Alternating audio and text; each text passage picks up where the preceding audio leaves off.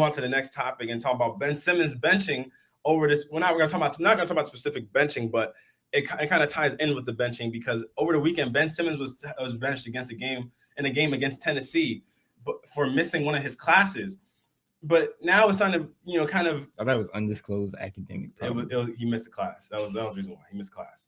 But but now we're asking the question: are these, is the one and done instituted rule really being effective? Because think about it, these guys they're forced to go to college. They're forced to go to college for 1 year, and most of these guys when they're coming out of high school, they know the projections that are made about them. Ben Simmons in high school was being projected as the #1 pick already. Coming into the college season, he was already told that he was going to be the #1 pick, so he believes he's going to be the #1 pick. So is this one and done rule becoming irrelevant, at least for these kind of players for the star players that know that they're going to go to the NBA right after they got like Jahlil Okafor's, Karl-Anthony Towns, and Ben Simmons kind of players? Is the one and done rule kind of becoming obsolete? Because what are they going to? Because think about the freshman level classes that you get taught at a university. You're getting taught all gen eds. Things. So does it really benefit these guys to go for 1 year and then inevitably leave if they choose to leave for the NBA? Rashad, let's start with you. What do you think? See, this is a rule that I don't feel is needed, and it's only because it doesn't really protect anything. Kind of how like the college football, they do 2 years because you got to build size and stuff because these dudes in the NFL are nice big dudes who will just crush you coming out of high school. In the NBA, you don't really have that. You're not really taking a lot of hits and stuff like that. So all you're doing is making them do something they don't want to do. I mean, yeah, they go out and play, but it's kind of like a waste of time for you. I understand the purpose of it is to, keep college basketball alive, and that so some of these players don't make the mistake about thinking they're fully developed when they're not. I understand that, but at the same time, you're not really doing anything to these players. You're not really protecting them from anything or anything like that. They're still going to play the same they did in college. They do that 1 year. Unless you go to someone like, like a Coach K or Mike Calipari, someone who could actually teach you a couple of things before you go to pros. But all these players don't do that. Like Ben Simmons, he went to LSU. There's really no point in for them playing the 1 year other than to keep college basketball alive. And I mean, him coming off the bench, I mean, he still came in and like people was like, oh, teach us some a lesson, teach us some to understand, college basketball, something like that. I mean, he still came in, did what he do, dropped 21 points, did his thing. So like, the one and done rule is kind of a waste for me. I feel like just let them go straight out of high school, especially people who know they're #1. It doesn't change. You're just making them have a chance of getting injured. All right, Colin, what do you think? Well, that and also because if they go right out of high school, they aren't really like learning much. I feel like they need a little bit more time than just 1 year in college to develop themselves, not as just a player, but as a person, because that's what college is meant to do.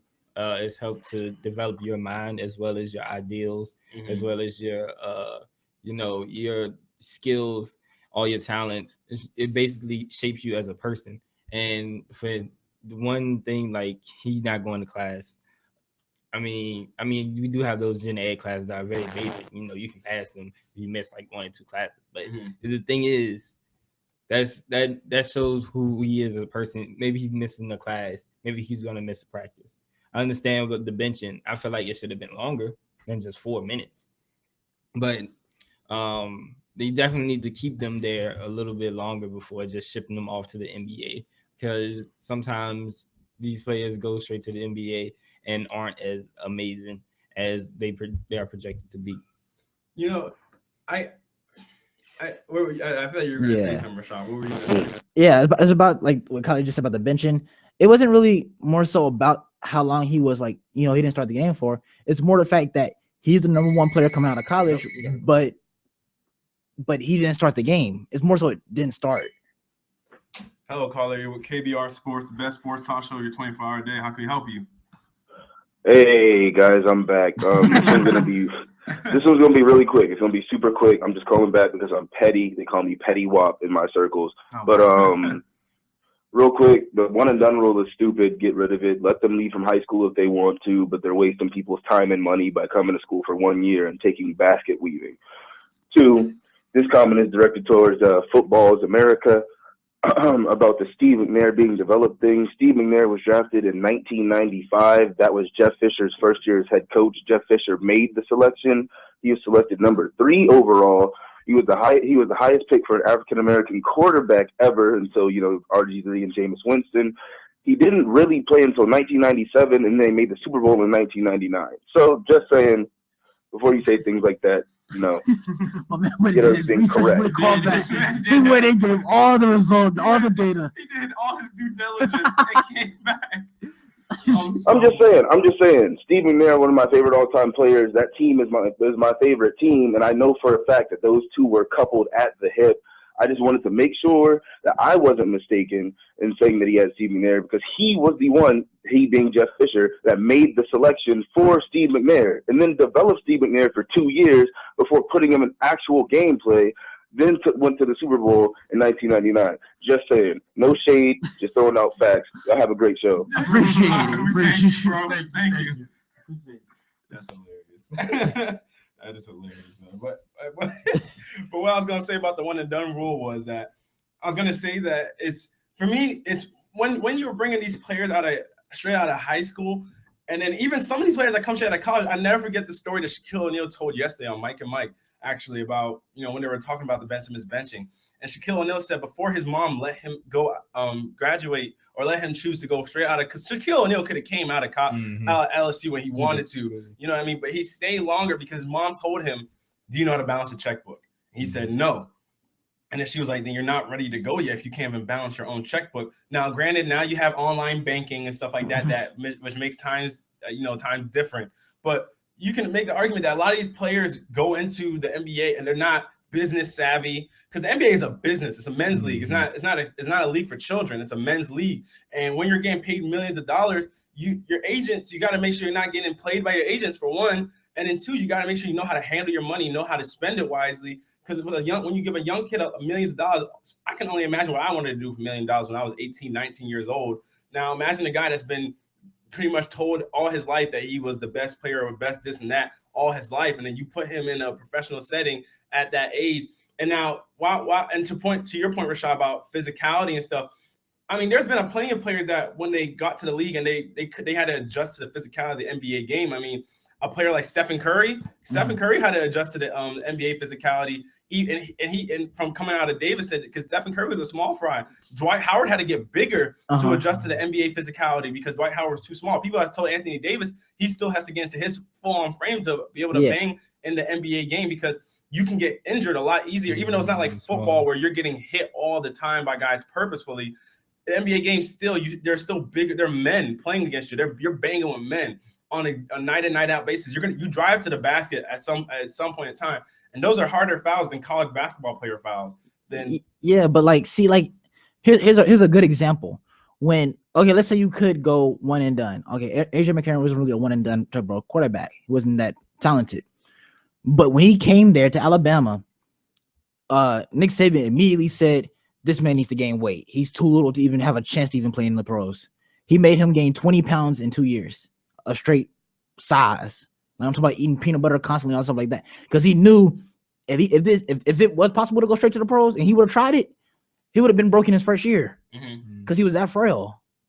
So you see, you need to get bigger to be able to handle the contact and stuff you deal with, but it's a completely different type of build for the NFL because you are getting hit. It is different. But sometimes you can play small and look at Kevin Durant. You can play little, you know what I'm saying? Be skinny and play like that and not get hurt. But the difference is, I mean, Kevin Durant's a perimeter player whose game is predicated on perimeter jump shots. Ben Simmons doesn't. Ben Simmons has taken 3 threes all season. Yeah, and I'm saying not everybody is Kevin Durant. We just look. And Kevin Durant's like one of the most exceptional talents we're talking about. Yeah, you got very few guys that are Kevin Durant, Kobe Bryant, and Kobe Bryant still had to adjust to the NBA physicality when he first came out. So did Michael Jordan. But I mean, Michael Jordan. Yeah, they're all exceptional athletes. You know what I'm saying? We're listening to the best of the best. But there have been number 1 picks and stuff to flop. The first round, top 10 lottery pick projected guys that were one and dones that didn't pan out because, I mean, not because of their size, but I mean, a lot of things go into it, but they weren't ready to. Yeah, they weren't ready for them. But see, kind of like you said, he's a perimeter player, right? Kevin Durant's perimeter, so size don't really matter. But in the NFL, your size matters no matter what position you play at. No matter where you're at on the field, except as the punter, maybe. It matters.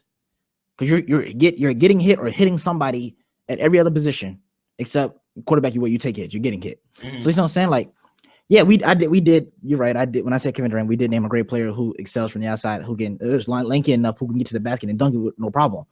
But at the same time, they're not getting hit constantly. Like, imagine if the NBA had like hard fouls like the old school days now, and these players who are like going in frail, it'd be different. Then I can be like, okay, yeah, you need to stay different. But what the NBA is now, like, you can go in skinny and be all right. Just shoot your way into victory. But then a lot of times that result, because the NBA, the grind of the NBA season, because the NBA isn't only about the physical body contact you receive. It's the grind of going from playing X amount of games in college to playing 82 games, and if your team makes the playoffs, those excess playoff minutes. So yeah, okay. So what does playing additional college seasons have to do with anything? You still don't play the same amount of college games every year. You still play 30 to 40. No, but your body becomes more adept to playing higher. Because when you're younger, that's more strain on your body. Your body becomes more, how do you say, more grown and more mature as your body grows and as you become bigger and more durable. You know what I'm saying? We Steph Curry earlier in his season in his career, he had a lot of ankle issues. Recently, he hasn't had as many ankle issues because he's gotten older. His body has helped mature. That doesn't work out the same way for everybody, but a lot of times when your body becomes more mature and grows, you can deal with the grind of the season more, and you train differently also. Okay. When you become a professional, you're able to endure the NBA grind and stuff like that. It's like D Sizzle commented and said, "I'm 43. Can anyone on this show help me balance the checkbook? I have to find one. I have some checks in the See, that's the thing. We don't have to manage millions. Hey, Shaq's mama said he ain't ready for the league then. Yeah. You're according to Shaq's mom, you're not ready for it. But I mean, when we saw when Shaq got there, Shaq handled business. Shaq's one of the best marketable superstars that's been in the NBA. Especially when Shaq was in his prime, we saw Shaq rapping. We saw Shaq on commercials. I still see Shaq. Mixtape coming soon. Yeah, man. I still see Shaq with Gold Bond. Yeah, with Gold Bond. And him fitting into these small Acuras and Kias. I'm just like, man, Shaq, you know you're too damn big to fit in that car. Don't sell me. Come on, man. You know you got the seat pushed back to the back seat. Yeah, man. This man Shaq is sitting with his knees at his chest sitting in these cars. I'm like, come on, man. But Shaq is one of the best marketing stars or players that we've ever had in the game, and that's part because he can balance a checkbook.